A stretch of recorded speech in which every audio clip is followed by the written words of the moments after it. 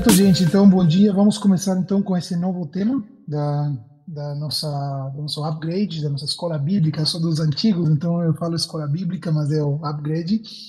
E eu vou falar aqui em 4 aulas. Vou trabalhar um tema que chama Teologia do Trabalho.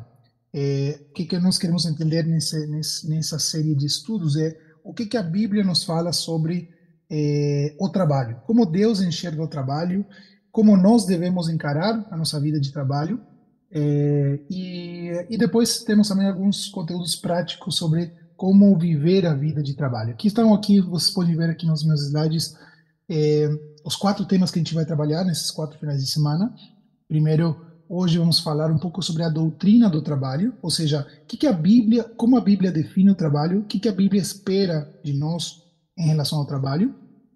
Depois, na próxima aula, vamos trabalhar sobre a vocação, ou seja, como nós somos chamados para uma determinada profissão e uma determinada ocupação, e a partir disso, como a Bíblia nos chama a exercermos a justiça no trabalho. E depois queremos ter 2 aulas mais práticas. A primeira, que nós chamamos de vida prática, que seria nossos desejos com o trabalho, o que nosso coração deseja como profissionais, como pessoas que exercem seu trabalho.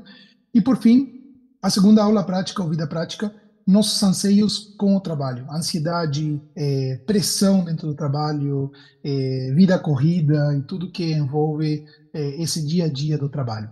Então, basicamente, isso aqui é para todo mundo que está na vida, na atividade, fora da vida eclesiástica, está desenvolvendo suas atividades. Aliás, dentro da própria igreja também, porque a gente pode dividir, até a própria igreja, a gente pode olhar ela, quem trabalha dentro da igreja, desde um pastor ou ministro, pode olhar também sua vida como uma vida de atividade, ou seja, que é remunerada, e também, além disso, o serviço espiritual, da sua dedicação à missão da igreja.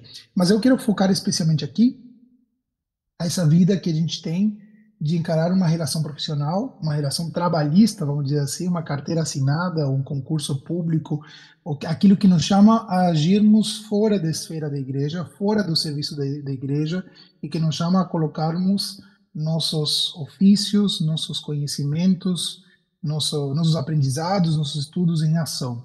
E como a gente vai lidar e desenvolver isso.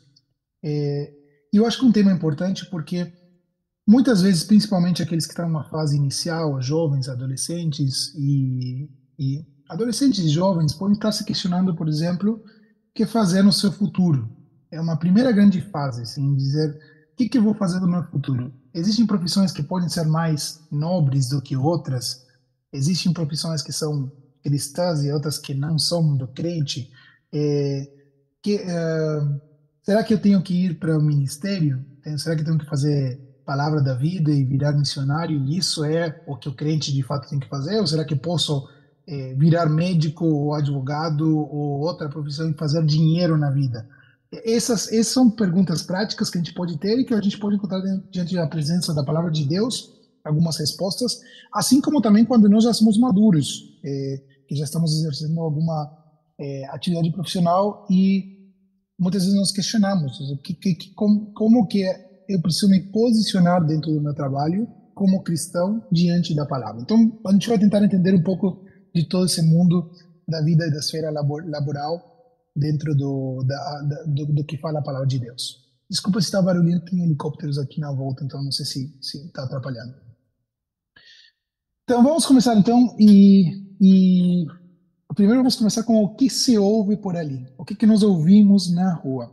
Tem um livro, eu coloquei aqui com, com símbolo de alerta, então não estou recomendando o livro no sentido de, não estou dizendo assim, compre um livro, não é um livro de referência, mas o livro eu acho muito engraçado porque são esses livros que o próprio título, o cara vende bem porque ele materializa muito os anseios e os sentimentos das pessoas. Esse cara aqui tem um livro que chama Pai Pobre, Pai Rico.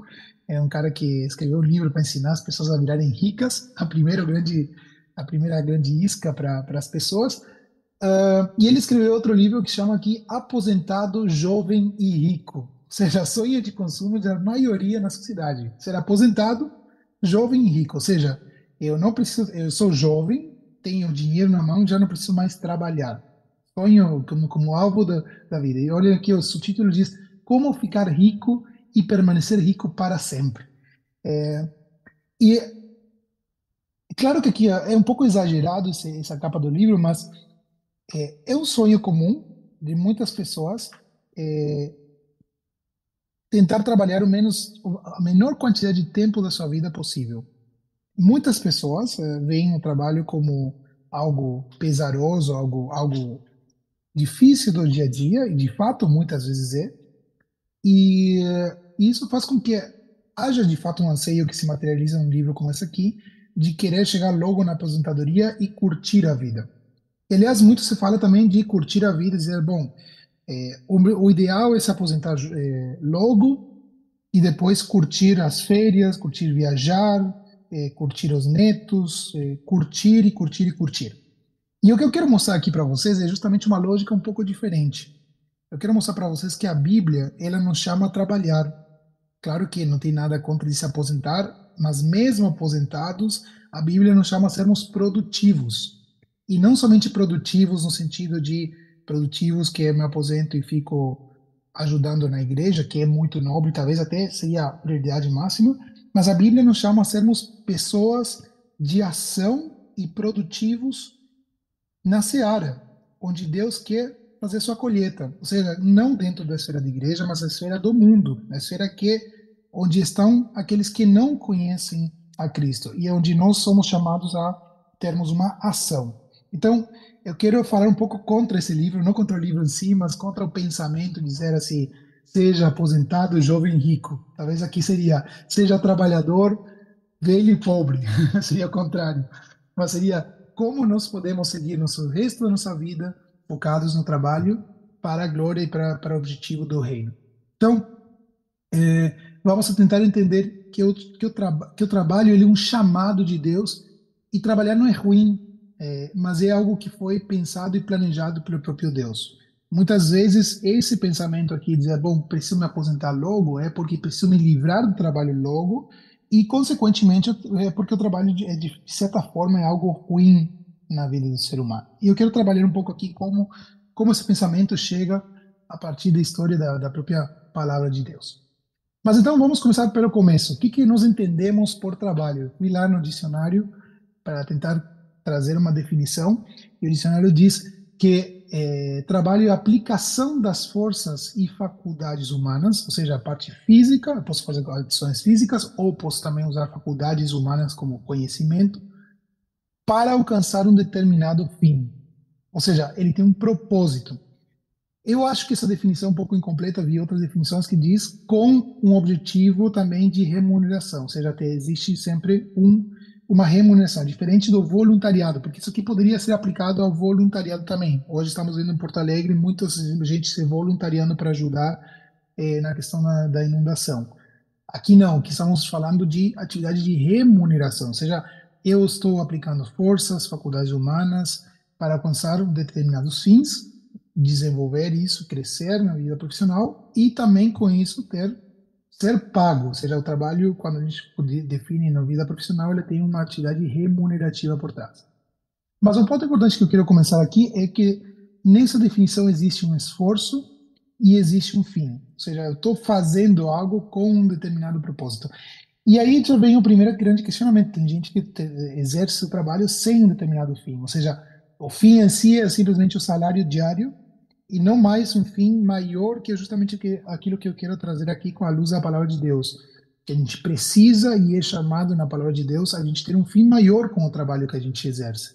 Ou seja, meu trabalho tem que buscar um alvo, um objetivo maior do que o próprio sustento como única fonte de objetivo de exercer essa atividade. Então, nada melhor do que quando a gente quer entender a teologia do trabalho, ou seja, o que que a Bíblia nos fala de trabalho, nada melhor de que começarmos olhando para Deus. Todo quando a gente fala de teologia, a gente sempre começa não pelo que nós achamos, o que nós gostaríamos, ou como nós sentimos, mas sempre que a gente fala de teologia de algo, teologia pública, teologia da salvação, teologia de várias coisas, teologia do trabalho, a gente sempre começa com Deus. Então a grande pergunta é, como é que Deus entende o trabalho? Como que Deus trabalha, inclusive? E para isso eu convido vocês a abrirem suas Bíblias em Gênesis 1. Se tiverem Bíblia em papel, ótimo, porque eu gosto aqui de trabalhar um pouco, acompanhar os textos e ir conversando um pouco com vocês a respeito. E vou ler aqui só o primeiro texto, vocês conhecem esse capítulo aqui de Gênesis 1, tem um relato da criação, e diz assim o primeiro verso: No princípio, criou Deus os céus e a terra. A terra, porém, estava sem forma e vazia. Havia trevas sobre a face do abismo e o Espírito de Deus pairava sobre as águas. Então, a primeira palavra da Bíblia, o primeiro verso da Bíblia, aliás, é o primeiro verso que eu ensinei à minha filha. O primeiro verso que ela aprendeu é: no princípio criou Deus os céus e a terra. Ou seja, existe um Criador, e aí toda a história de tudo começa lá. Mas o primeiro ato de Deus é um ato criador. E esse ato criador é um ato que eu gostaria que vocês vissem como um ato de trabalho. Deus começa na sua própria palavra de Deus, na sua própria palavra e a própria construção da nossa história como humanidade, ele começa trabalhando. Porque quando diz que Deus criou os céus e a terra, o verbo criar, ele remete a uma ação. Houve um ato de Deus e uma ação de Deus. Tá, mas será que o Alejandro está exagerando com pensar que Deus estava trabalhando naquele momento? Veja só, pense um pouco comigo o que fala depois esse texto aqui. Aí vocês sabem como continua esse capítulo de Gênesis.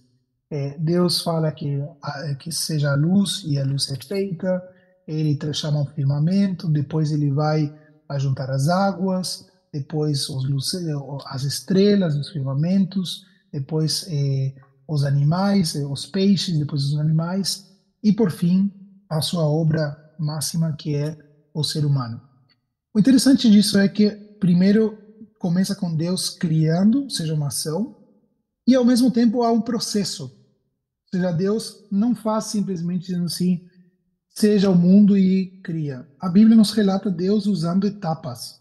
Ou seja, Deus fazendo no primeiro dia uma coisa, Deus fazendo no segundo dia outra coisa, terceiro dia outra coisa. Parece que ele está moldando tudo, arquitetando e trabalhando e dando forma.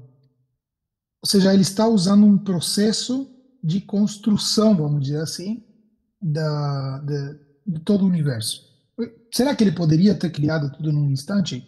Com certeza poderia, porque senão não seria Deus. Ele é Deus, ele é capaz disso. Mas ele quer nos ensinar algo com um ato criador em um processo. Ele mostra que ele mesmo escolheu usar tempo para ir formando as coisas, assim como ele usa tempo para ir formando seu plano da salvação e para isso usa tempo para ir formando seu plano de redenção. Ou seja, Deus é um Deus que age na humanidade com processos graduais. A história da salvação, a história de Jesus Cristo é um processo gradual. E terceiro ponto é que houve uma finalidade, aquela definição do trabalho, um propósito.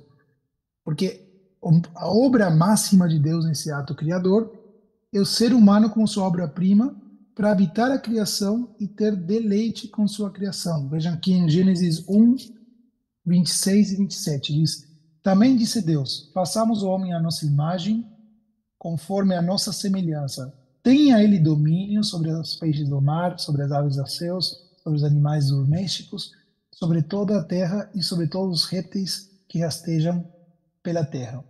Criou Deus, pois, ao homem à sua imagem. A imagem de Deus o criou, homem e mulher os criou. Ou seja, se nós olharmos esse processo criador de Deus, o objetivo final desse processo criador de Deus não é egocentrismo isso, mas é o próprio ser humano. Tudo que, se a gente olha os cientistas quando falam do equilíbrio da Terra, das leis que regem o universo e o equilíbrio da Terra, eles falam que qualquer centímetro a mais ou menos, qualquer, qualquer pequena diferença do equilíbrio que nós temos na vida do nosso ecossistema do planeta Terra já não seria mais propício para a criação de vida e para que nós, seres humanos, tenhamos o desenvolvimento que nós temos. Ou seja, tudo aquilo que Deus está criando nesses 5 dias é com um propósito final de nos colocarmos como seres humanos dentro da Terra, para ter a partir disso aquilo que vai trabalhar aqui em Gênesis 2, que é a comunhão com o ser humano. Ou seja, Deus criou esse universo para ele ter glória nesse universo, mas o alvo maior dessa glória, desse trabalho dele, acaba sendo nós como seres humanos, quando ele vai começar a ter comunhão plena conosco lá no Éden, a partir do capítulo 2 de Gênesis. Ou seja, houve uma finalidade. Deus age, Deus usa um processo, Deus tem uma finalidade com esse processo.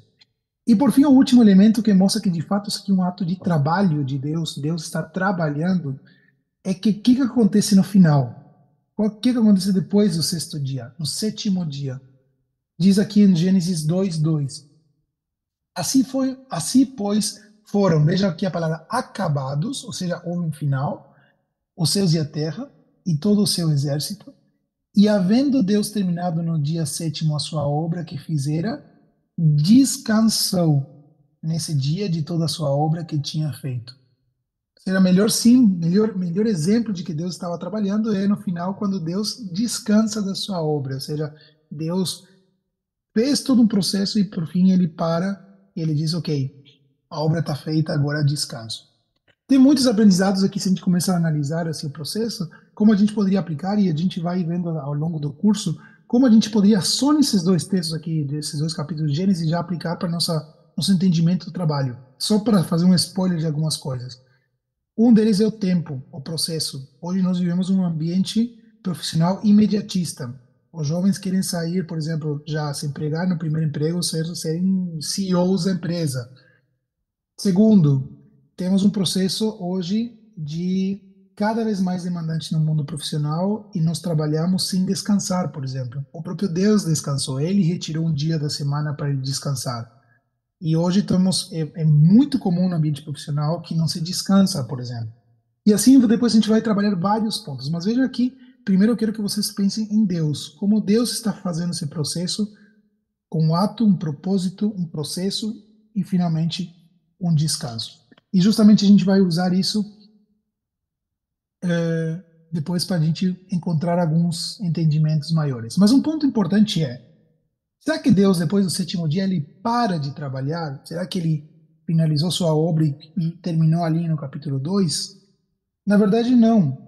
Deus, a Bíblia nos fala que Deus continua trabalhando, ele continua agindo e ele continua como um Deus em movimento, agindo dentro da sua própria criação. Vejam comigo em João, capítulo 5. Se puder abrir a Bíblia comigo, é ótimo para ter um manuseio da palavra de Deus e estudarmos juntos. João, capítulo 5, o verso 16 a 18. Diz assim: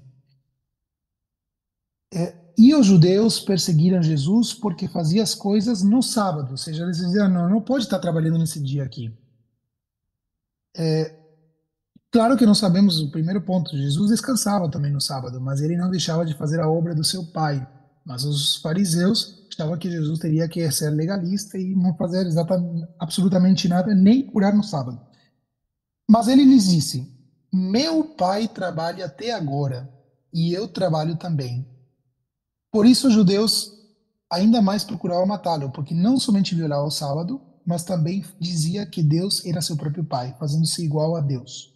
Mas o que eu quero chamar aqui a atenção é no verso 17, quando diz: Meu pai trabalha até agora e eu também.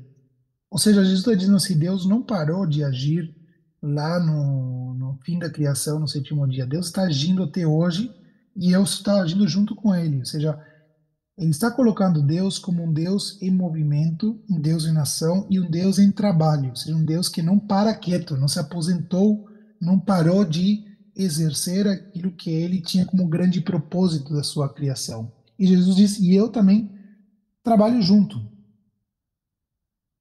E isso é uma grande diferença quando a gente pensa, por exemplo, se a gente olha, né, nos tempos de Jesus, como as diferentes religiões viam seus próprios deuses. A grande maioria, por exemplo, vamos pegar o caso dos gregos, tinha o panteão dos gregos, que era quase como uma novela da Globo, e o pessoal brigando e tendo casamentos de todos os tipos e todos os tipos de briga que a gente pode imaginar. Eram deuses que estavam totalmente folgados. Os gregos tinham deuses folgados, não eram deuses que estavam agindo e desenvolvendo a sua própria criação. Eram deuses que tinham, de alguma maneira, feito essa criação, tinham deixado o universo, estavam ali na sua vida de aposentadoria e não estavam intervindo com a humanidade. A humanidade que se vire e que tente agradá-los, na verdade. E Jesus está aqui mostrando o seu Deus, o nosso Deus, totalmente diferente. Ele está dizendo assim: meu pai trabalha até agora. Ou seja, o nosso Deus, ele é um Deus que não se separou da sua obra. Ele não ficou distante como o que nós chamamos de deísmo. Os deístas são aqueles que creem que Deus existe, que creem que Deus foi criador das coisas, mas não creem que Deus está intervindo na humanidade. Einstein, por exemplo, é um deísta. Einstein acreditava que Deus criou as leis naturais, por isso que existem leis tão perfeitas no universo, mas que ele, de alguma maneira, estava distante, de alguma maneira, se afastou da sua obra. E o cristianismo e o judaísmo, conforme a palavra de Deus, quando entendida, sempre viu de uma maneira totalmente diferente. Deus dentro da ação da história da humanidade, ele agindo e ele trabalhando, ele fazendo coisas, fazendo os seus movimentos dentro da nossa história. E por isso que nós também confiamos nele, nós oramos a ele, por exemplo, agora na enchente, nós estamos pedindo para ele agir, para ele mover, para ele fazer, porque nós vemos Deus como um Deus de ação, Deus de trabalho.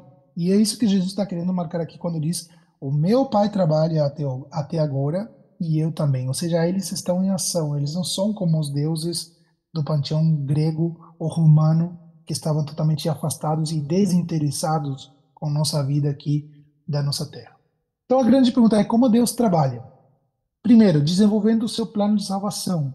Desde o Éden até a Nova Jerusalém, Deus está desenvolvendo o seu plano, ou seja, Deus não criou um plano e deixou esse plano rolar por conta própria. Ele está agindo. Nós vemos em toda a história da Bíblia, Deus mandando seus anjos, Deus mandando profetas, Deus mandando exércitos, Deus fazendo tudo para desenvolver esse plano de salvação até Jesus Cristo e depois. Segundo, Deus agindo na história da humanidade. Por exemplo, a própria história de Israel como uma história de um povo. Toda a história da construção do povo, que claro está ligado com o primeiro ponto, Deus está agindo na humanidade. Nós cremos que Deus está agindo hoje nessa inundação, nessa crise enorme do Rio Grande do Sul.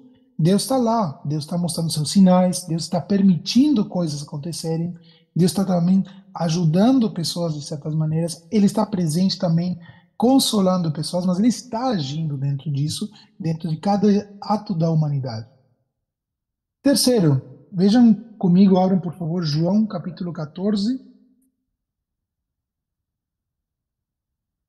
versos 2 a 4. João 14, 2 a 4. Diz assim Jesus: na casa do meu pai há muitas moradas. Se assim não fora, eu vou lhe teria dito. Pois vou preparar-vos lugar. E quando eu for, e vos preparar lugar, voltarei e vos receberei para mim mesmo, para que onde eu estou, estejais vós também. Está dizendo Jesus quando vai se despedir dos seus discípulos, né? E é aquilo que falo para Amanda. Amanda me diz às vezes: tá, mas e aonde que está Jesus? Jesus está lá no céu preparando a nossa casa. Ele está preparando uma baita casa para nós. Ele está preparando. É isso que ele está dizendo aqui. Eu vou lá para preparar morada. Como que ele está preparando? Eu não sei. Mas ele está agindo. Ele está dizendo assim: eu estou saindo daqui, mas eu não vou ficar parado. Eu vou estar em movimento, vou estar preparando um lar eterno para vocês. E é necessário que eu vá, que eu esteja preparando para eu voltar e levar vocês para esse lugar que estou preparando.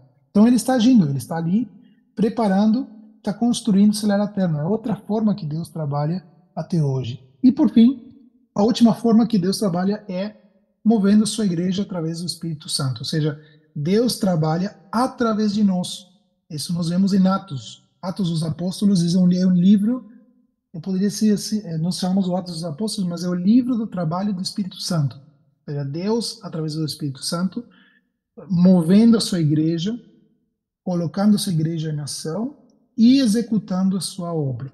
Então, Deus, através do seu Espírito Santo, age e move a sua igreja para colocar a sua igreja em ação também por um trabalho. Então, a primeira reflexão, essa aqui é a primeira reflexão quando a gente começa a buscar entender a teologia do trabalho a partir de uma olhada de como Deus age. Se Deus trabalha, então o trabalho em si não deve ser algo mal, mas bom. E se Deus nos chama a imitá-lo, podemos dizer que ele nos chama a trabalhar também. Depois a gente vai ver um pouco mais, porque a gente poderia dizer assim, bom, mas Deus está trabalhando em prol de algo espiritual e eterno. Ele não está trabalhando em algo terreno e corriqueiro, como, por exemplo, eu, concursado público, não sei, no Tribunal de Justiça, ou eu, no meu caso particular, na universidade. Mas a gente pode encontrar claros sinais aqui, depois eu vou mostrar por que que também Deus age no mundo, vamos chamar assim, no mundo natural, no mundo das coisas terrenas, por assim dizer. Mas o primeiro ponto é, se Deus trabalha, então o trabalho em si não deve ser algo mal, porque Deus é um Deus em movimento e ele está agindo. Então, a gente pode aprender com ele, ou seja, nós podemos ter um bom exemplo de paterno a dizer, bom, eu posso também aprender a trabalhar e ser ativo. Em outras palavras, sendo bem prático, não existe espaço para folgado no reino de Deus, porque nosso pai não é folgado. Ou seja, é a mesma coisa em casa. Se a gente tem pais que são trabalhadores, esforçados, o mínimo que se espera dos filhos é que aprendam dos seus pais a serem também esforçados e dedicados. E isso acontece já de largada aqui no reino de Deus. No reino de Deus não há espaço para preguiçosos. Aliás, Provérbios é um livro que eu não trago aqui na primeira aula, mas depois a gente vai ver. É um livro cheio de mensagens contra o preguiçoso. Manda o preguiçoso levantar, aprender da formiga, trabalhar, juntar seu sustento. E lá no Novo Testamento, Paulo vai dizer uma frase que é importantíssima para o pensamento do cristianismo, que é: aquele que não trabalha, que também não coma seja, o direito a comer, conforme o pensamento cristão, se dá a partir do trabalho. Ou seja, folgado não tem direito a comer, basicamente está dizendo Paulo. É forte isso, mas é o pensamento que Paulo está dizendo assim: o reino de Deus é um reino de ação, nós temos um Deus trabalhador, logo nós também temos que ser trabalhadores e não é espaço primeiro para nós sermos folgados no reino de Deus. Então vamos agora descer um nível, vamos entender um pouco nessa primeira parte mais teológica, o ser humano e o trabalho. O que aconteceu antes da queda? Será que e aí aí começa a entrar uma visão um pouco às vezes distorcida do trabalho, porque a gente muitas vezes imagina antes da queda Adão e Eva no Éden, justamente sendo que nem o autor que trouxe aqui, a vida de Adão seria aposentado, jovem e rico, né? Ele tinha o melhor lugar do mundo, ou seja, vivia como um rico, era jovem e estava aposentado, ou seja, não precisava trabalhar. A gente poderia pensar dessa maneira a vida de Adão. E de fato, se a gente olha aqui nessa figura, nesse quadro aqui eu peguei, busquei várias assim, representações de Adão e Eva no Éden. Todas elas apareciam assim folgados, eles aparecem sentados, curtindo, interagindo com os animais, parece uma vida bem tranquila. Mas a gente vai ver, peguem ali o capítulo 2, abram suas Bíblias em Gênesis 2, que nós encontramos ah, várias atividades do homem lá no Éden. Primeiro aqui, um pouquinho antes, em Gênesis capítulo 1, Gênesis 1, 28 e 29, diz assim: E Deus os abençoou e lhes disse: Sede fecundos, multiplicai-vos, enchei a terra e sujeitar, dominai sobre os peixes do mar, sobre as aves dos céus e sobre todo animal que esteja pela terra. E disse Deus ainda: Eis que eu vos tenho dado todas as ervas que dão semente e se acham na superfície da terra, e todas as árvores em que há fruto que dê semente. Isso vos será por mantimento. Então aqui a gente pode encontrar primeiro algumas poucas coisas que Deus já manda. Primeiro a grande missão que ele dá para o ser humano de encher a terra, mas ele diz também dominar a terra. E aí já começamos encontrar alguns princípios para depois o que a gente vai desenvolver do conceito do trabalho. Porque, por exemplo, o que que significa dominar a terra? A tecnologia, o desenvolvimento da tecnologia do ser humano, ele é uma forma de dominar a terra. O ser humano construindo pontes, construindo prédios, construindo eh, naves espaciais, explorando o planeta Terra, são formas de dominar a Terra. E, de fato, a humanidade ela tem dominado a Terra. Claro que a gente é limitado, por exemplo, com essas catástrofes naturais, a gente vê que a gente, mesmo achando que temos domínio, nós não temos domínio absoluto sobre a Terra, mas nós temos ido nessa missão como seres humanos de dominar a Terra. O desenvolvimento tecnológico, ele é uma ele é já uma parte do próprio chamado de Deus para o próprio ser humano quando ele coloca o ser humano para dominar a Terra. Tanto que, se vocês observarem, a Bíblia começa no Éden como um lugar como esse aqui, um lugar roots, podríamos dizer assim, natural, só animais, só plantas e verde. E como é que ela termina em Apocalipse? É uma mega cidade, na verdade. Ou seja, parece que começa tudo no primitivo e finaliza uma baita cidade, uma cidade de ouro, com pontes, com cachoeiras, com toda a construção. Ou seja, já no Apocalipse já mostra uma outra visão do que seria o hábitat final do ser humano. Ou seja, existe um plano de Deus de desenvolvimento. Ou seja, o plano de Deus nunca foi o homem vivendo como um homem primitivo na sua própria natureza. Ele queria, já era o intuito de Deus que nós dominemos e desenvolvamos. Ou seja, há uma missão de trabalho já incluída ali nessa primeira missão, quando Deus diz: dominai a terra. Mas Deus vai mais além disso. Quando vejam ali no capítulo 2 no verso 15, Deus vai dizer assim: tomou, pois, o Senhor Deus ao homem e o colocou no jardim do Éden para o cultivar e o guardar. Ou seja, Deus já deu um trabalho quando Adão lá no Éden. Adão não estava folgado lá no Éden, só curtindo e comendo maçãs. Ele estava lá para cultivar, ou seja, ele tinha que fazer cultivo. Aparentemente já havia plantação, ele já fazia algum tipo de trabalho da terra, e ele estava para guardar o jardim. Eu não sei exatamente toda a implicação teológica que tem essa pequena palavra ali. O que seria guardar o Éden? Guardar do quê? Mas ele, de alguma maneira, era o zelador do prédio quando ele estava lá no Éden. Ou seja, ele tinha uma função particular para ser desenvolvida dentro do Éden. Depois ele cria a mulher, no verso 18. Ele cria a mulher e diz assim: disse mais o Senhor Deus: não é bom que o homem esteja só. Far-lhe-ei uma auxiliadora que lhe seja idônea. Tá, pode primeiro tem um lado romântico. Ah, que legal, mulher para estar junto com Adão. Mas não era para ficar sentado tomando chimarrão, porque a gente não precisa uma auxiliadora idônea para ficar sentado tomando chimarrão. A gente precisa uma auxiliadora idônea, ou seja, parece que Deus deu para o homem força bruta e para a mulher deu inteligência para estar ali para ajudando o cara a pensar mesmo, dizendo, não, peraí, vai por aqui, não faz isso aqui, Ou seja, Deus estava preparando Eva para que seja a parceira de negócios do Adão, para que esteja junto auxiliando ele a pensar, porque seja idônea. Então, Eva estava lá para ter uma missão também de ajudar a Adão a como trabalhar e a como criar esse domínio sobre a terra. E por fim, a gente pode ver no verso 19 uma último trabalho, um baita trabalho que teve coitado do Adão, que foi dar nome a todos os animais. Havendo depois o Senhor Deus formado da terra todos os animais do campo e todas as aves dos céus, trouxe-os ao homem para ver como este lhes chamaria. E o nome que o homem desse a todos os seres viventes, esse seria o nome deles. Ou seja, eu imagino lá uma fileira de animais e Adão começando a fazer aquilo que nós na ciência chamamos de taxonomia.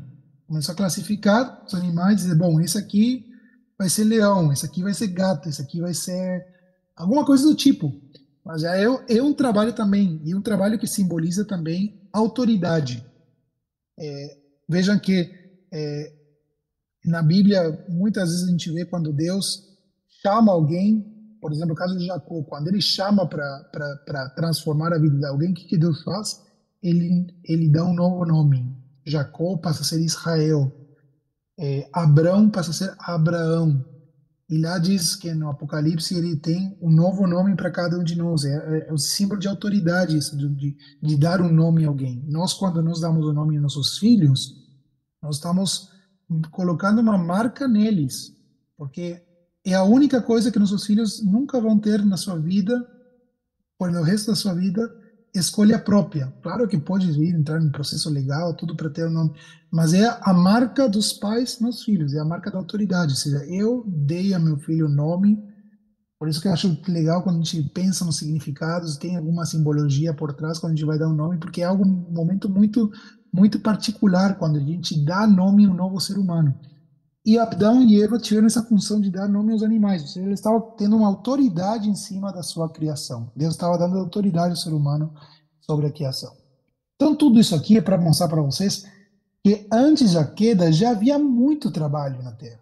Ou seja, não era aquela imagem que às vezes a gente tem, que é tudo perfeito e folgado. Ou seja, era tudo perfeito sim, mas o trabalho estava lá como algo bom, algo necessário e bom para toda a criação. Ou seja, Deus planejou o trabalho como algo nobre a ser feito pelo ser humano.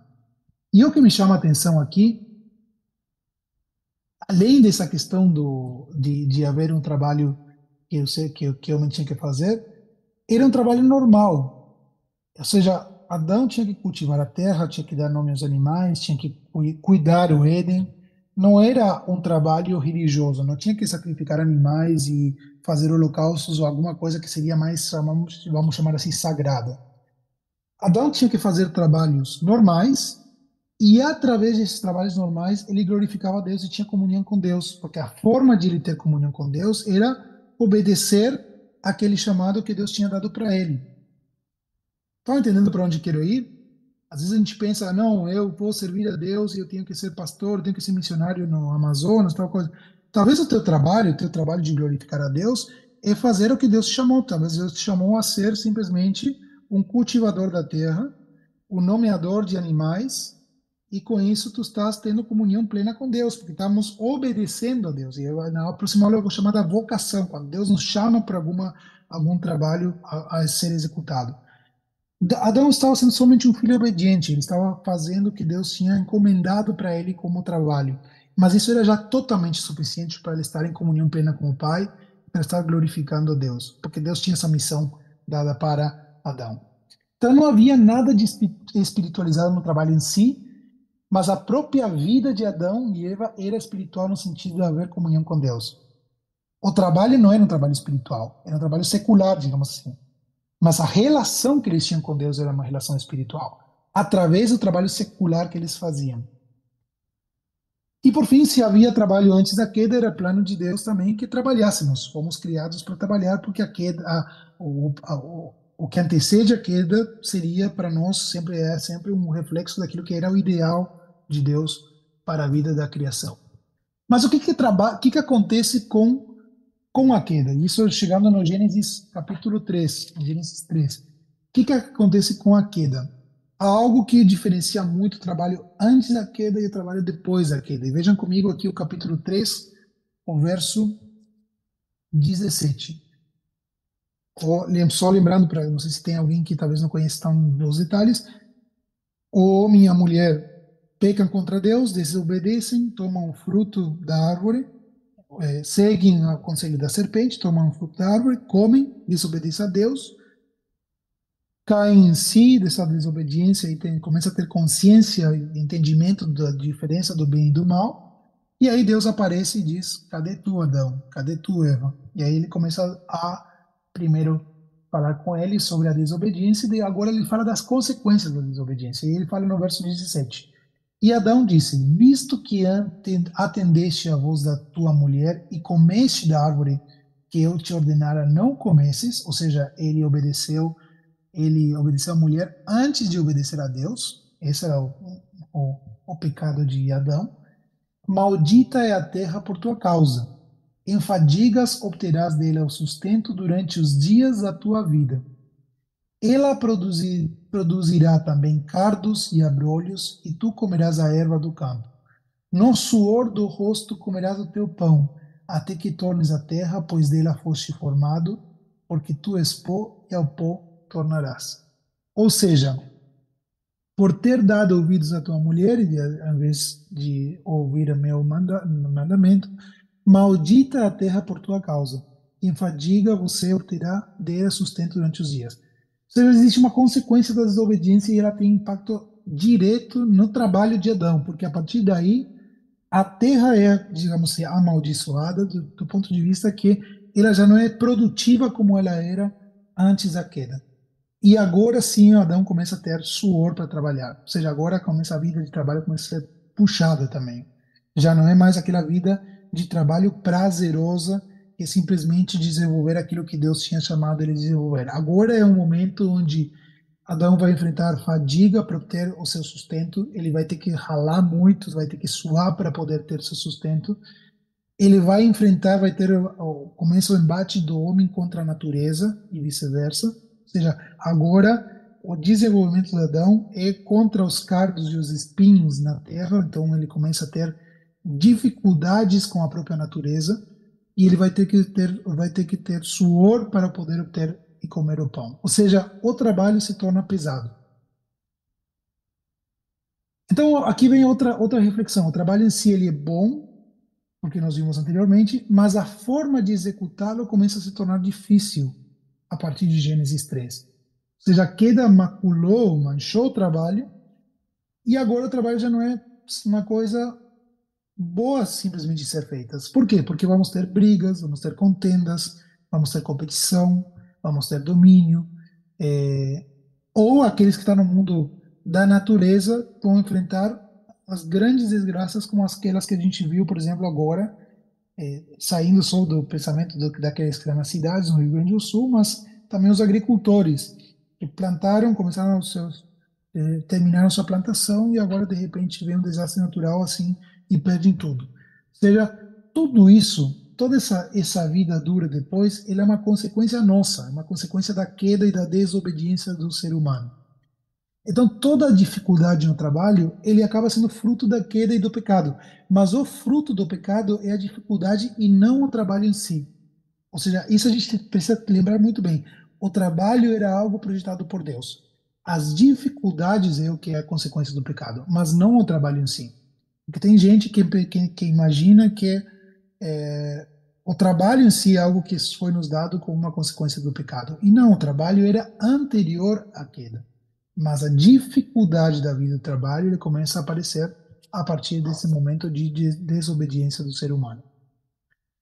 Só que também a gente pode pensar, e isso que eu quero trazer, essa visão de pensarmos que quando a gente fala da salvação e do plano de Deus na redenção, que nós chamamos de plano de redenção de Deus, essa salvação de Jesus Cristo não é apenas a salvação, e claro que o principal objetivo é a salvação espiritual, no sentido de nos reconciliarmos com Deus e o perdão de pecados, mas a salvação de Jesus Cristo é muito mais no sentido de redimir toda a própria criação. Deus está desenvolvendo um plano de salvação, no qual ele contempla também a redenção de todas as coisas junto. E isso é um processo progressivo, da mesma forma como a gente viu lá em Gênesis 1, como o processo de Deus, que vai culminar lá no último dia, no dia da volta de Cristo, onde a redenção vai ser completa, inclusive a própria natureza.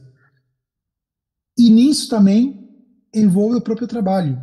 Diz a palavra de Deus em Coríntios, 2 Coríntios 5:17, que, vamos ler esse verso ali, por favor, abrimos 2 Coríntios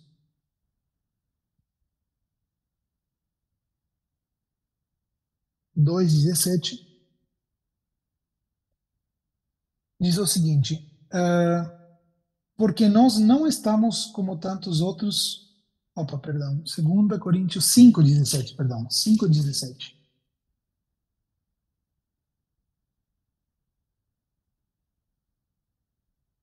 E assim, se alguém está em Cristo, é nova criatura. Todas as coisas antigas já passaram, eis que se fizeram novas. O que se fizeram novas? Todas as coisas antigas, elas passaram e se fizeram novas. E alguns teólogos entendem que quando fala que a salvação em Cristo nos torna novas criaturas, as coisas que foram feitas novas não é somente nós interiormente, mas é tudo que nós como ser humano somos capazes de fazer. Desde as nossas expressões artísticas, desde a nossa expressão eh, de sentimentos, desde as nossas ações, inclusive o nosso trabalho. Ou seja, o plano da salvação e da redenção, ele busca ressignificar também a forma como nós executamos o trabalho. De voltarmos a olhar esse trabalho lá como era feito no Éden e pensarmos e como é o propósito do meu trabalho hoje, agora que eu sou salvo em Cristo. Adão e Eva foram condenados, por assim dizer, com o peso de cultivar a terra e as dificuldades que enfrentariam. E nós vamos seguir enfrentando muitas dessas dificuldades. Mas Deus pode abençoar nosso trabalho. Porque quando nós somos nova criatura em Cristo, todas as coisas se fazem novas e Deus está junto conosco. Então nós podemos começar a pensar no nosso trabalho de uma forma também redimida.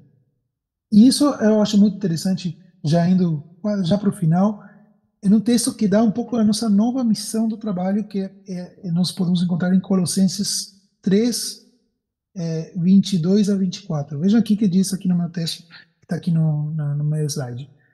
Paulo falando nas instruções finais, na carta de Colossenses, dando instruções para eh, os maridos, as mulheres, os filhos, e aí ele chega aos servos. Inclusive, poderíamos traduzir isso aqui como os escravos. Mas vejam o que diz aqui. Vós, servos, obedecei em tudo a vossos senhores segundo a carne. Não está falando senhores que são cristãos, senhores segundo a carne. Não servindo só na aparência, como para agradar aos homens, mas em simplicidade de coração, temendo a Deus. E tudo quanto fizerdes, fazei-o de todo o coração como ao Senhor, e não aos homens, sabendo que recebereis do Senhor o galardão da herança, porque a Cristo, o Senhor, servis.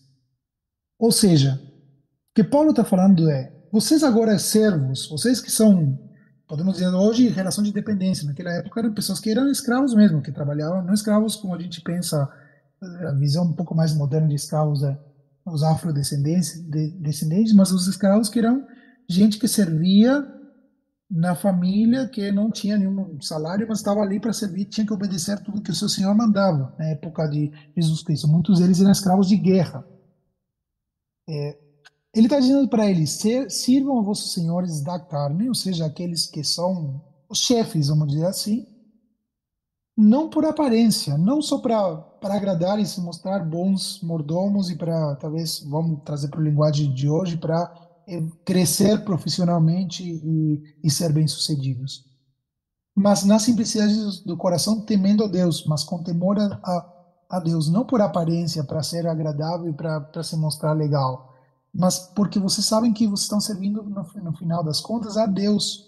Ele diz assim: quem vai nos recompensar do nosso trabalho, mesmo que esse trabalho às vezes seja injusto, seja difícil, ou seja pesaroso, quem vai nos recompensar é o Senhor, porque diz o Senhor, do Senhor que recebereis o galardão da herança, porque é Cristo Senhor servis, ou seja, o nosso trabalho a partir do momento da nossa redenção é o trabalho que não é feito para o nosso chefe. E isso muda, eu vou trabalhar na próxima aula, isso muda muito a dimensão de como eu tenho que encarar o meu trabalho, porque aí, se eu vou fazer o trabalho para, não para o meu chefe, mas para Jesus Cristo, mesmo que eu tenha um chefe, a proporção do que eu vou fazer, como eu vou fazer e como eu vou me dedicar ao trabalho tem que ser completamente diferente. Por isso que tem um livro do Mark Weber que se chama A Ética Protestante e o Espírito do Capitalismo. Max Weber, perdão, fala que ele fala de números na época dele e ele distingue as sociedades protestantes da restante das sociedades. Ele diz, cara, tem uma coisa diferente aqui. O grau de excelência no trabalho que essa sociedade executa, o grau de excelência que desenvolve e como desenvolve seu espírito empreendedor e de produzir e gerar riquezas sem que sejam riquezas para prazer, porque uma sociedade que não tende a buscar tanto prazer, essa sociedade mais protestante da época, é algo diferente. E aí Weber faz uma análise, uma pesquisa mais científica sobre isso, e ele chega à conclusão que tudo isso está baseado na premissa do cristão protestante, que é entender que ele está servindo a Jesus Cristo. Ele está acumulando capital, essa é a conclusão de Weber sobre o espírito do capitalismo, ele está acumulando capital, mas porque não por foco no capital, mas por foco no próprio trabalho. Ou seja, ele entende que o trabalho é seu foco de excelência, porque ele tem uma premissa no Evangelho para isso. Ou seja, nós estamos para sermos os melhores do nosso ambiente, não nós, os melhores no sentido de competir e de querer pisar os outros, mas nós estamos para ser os melhores porque a gente está servindo a Jesus Cristo no final das contas. Ou seja, se eu estou fazendo um trabalho meia boca, se eu estou fazendo um trabalho meio folgado, se eu estou querendo tirar proveito, ou se estou enganando, se estou fazendo qualquer coisa, no final das contas, eu estou fazendo meia boca, enganando, fazendo tudo isso a Jesus Cristo, não ao meu chefe. Porque se eu fui redimido na minha totalidade, como vimos aqui em 2 Coríntios, eu estou servindo a Jesus Cristo. É Ele que me colocou naquele lugar. Essa é a nova dimensão quando nós começamos a ver nossa função do trabalho é, dentro da sociedade. Então, significa que nós não deveríamos ver o trabalho como um fardo dado a Adão, mas como um privilégio de servir a Jesus Cristo. Na próxima aula eu vou falar um pouco mais sobre como começa essa integração da fé e trabalho a partir desse livro do Timothy Keller, é, que fala sobre a questão da vocação também. Ou seja, se eu estou servindo a Jesus Cristo, independentemente do tipo de Senhor que tenho nessa terra, significa que existe uma vocação, existe um chamado ao trabalho. Pode ser que Jesus me chamou a ser um advogado, um médico, um engenheiro, ou um pastor, ou um missionário. Qualquer forma de trabalho significa que um trabalho é do reino e para o reino. E por que isso? Porque Deus nos chama a glorificar Ele aonde Ele quer nos colocar. O que significa glorificar a Deus mediante o trabalho?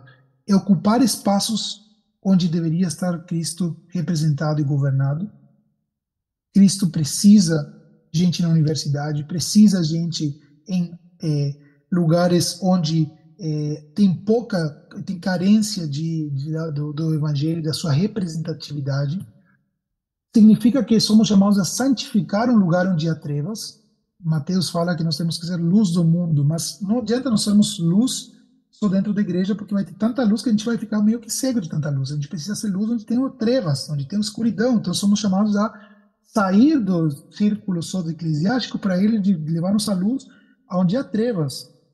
Hoje no Rio Grande do Sul não tem luz em muitos lugares, vão lá com os faróis e lá é que está precisando uma luminária. A mesma coisa na vida espiritual. Deus nos chama para trabalhar muito no campo secular, inclusive nos âmbitos mais difíceis, nos âmbitos onde há pouca entrada de cristãos, porque é lá que nós precisamos ser luz do mundo. Terceiro, evangelizando os perdidos. Em Romanos fala como ouvirão se não há quem pregue. Em Romanos fala de aqueles que os pés que vão para anunciar as boas novas. Como é que nós vamos a querer evangelizar pessoas onde a palavra de Deus não entra? E são pessoas que talvez não vão vir à nossa igreja. Nós precisamos estar lá exercendo nosso trabalho para poder também trazer o próprio evangelho.